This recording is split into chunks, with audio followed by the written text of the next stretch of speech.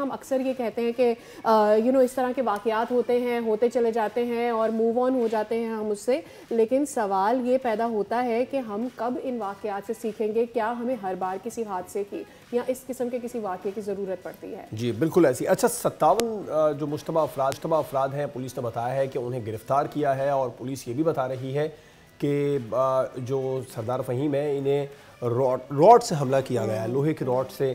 یہ کیس بہت مشکل تھا، ٹیسٹ کیس تھا، ریکی کی ملزم نے، یہ پولیس نے بتایا ہے. سارا کچھ پولیس بتا رہی، جو ہم نے تفتیش کی ہے اس میں سب کچھ پتہ لگا ہے کہ یہ آیا ٹارگٹ کلنگ ہے یا چوری ڈکیتی کا واقعہ ہے. اس بارے میں بھی کچھ کلیئر نہیں کیا گیا، مزید تفتیش بھی کی جا رہی ہے. محمد جواد صاحب کو لے لیتے ہیں. if he is on the line we would like to take محمد جواد طارق صاحب. آپ DI اسلام آباد. بہت شکریہ جواد صاحب. a very good morning to you. آپ نے ہمارے پروگرام کے لیے وقت نکالا. اچھا سب سے پہلے تو جاننا چاہتے ہیں کہ یہ جو ساری انویسٹیگیشن ہوئی ہے اس پر اب تک کیا ڈیٹیل سامنے آئی ہیں؟ اس سے پہلے کیا ہوا واقعے کے بارے میں بھی بات کریں گے، لیکن first thing first let us know about the details of investigation.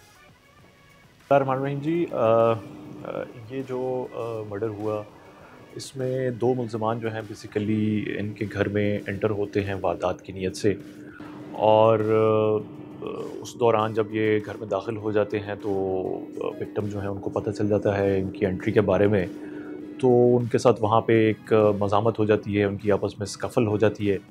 تو اس دوران پھر وہ انہوں نے جو ڈاکو تھے انہوں نے بیسیکلی گھر کے اندر ان کو بروٹل طریقے سے انجرڈ کیا اور پھر ان کے ہاتھ باندھ دیے، اور پھر اس دوران اپنی باقی جو واردات کرنی تھی وہ کی، اور مزید اس دوران ان کے اوپر ٹارچر کیا، جس کی وجہ سے لیٹر سٹیج پہ ان کی ڈیتھ ہو جاتی ہے.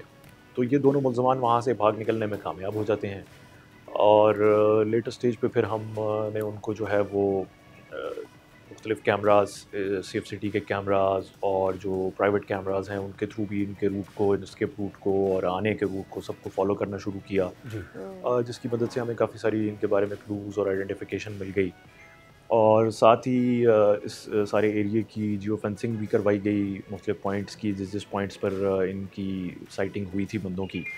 تو ایونچولی جو ہے ان کو ہم نے. اچھا طارق صاحب کلوز تو ملے، آپ نے بتایا ان کو لے کے کارروائی کی، لیکن ایسا ماضی میں بھی ہوتا رہا ہے. ثنا یوسف کا قتل ہوا، غیر ملکی خاتون سے زیادتی کا کیس سامنے آیا، ایک اور انتہائی پروفائل کیس سامنے آ گیا ہے سردار فہیم کا.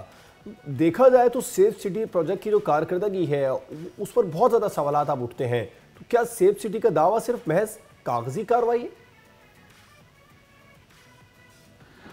نہیں جی، بالکل بھی ایسا نہیں ہے.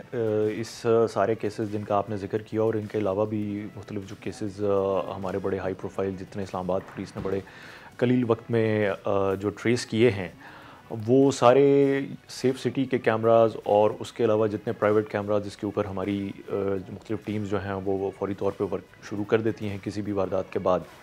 تو یہ انہی کی مدد سے بیسیکلی یہ سارے کیسز، جس میں ثنا یوسف کا کیس ہے اور ایمان افروز والا کیس ہے، یا ایک فارنر لیڈی کا ریپ کیس ہے، چھوٹے ایک 3 سالہ بچے کے اغوا کا کیس ہے، یہ سارے کیسز کے اندر سیف سٹی کے کیمراز اور دوسرے پرائیویٹ کیمراز جو ہیں انہی کے تھرو بہت سارے ہمیں ایسے کلوز ملے تھے، جس کی وجہ سے یہ سارے کیسز بڑے شارٹ ٹائم کے اندر ہم نے ٹریس آؤٹ کیے تھے. سبسکرائب کریں اور بیل دبائیں تاکہ کوئی خبر رہ نہ جائے.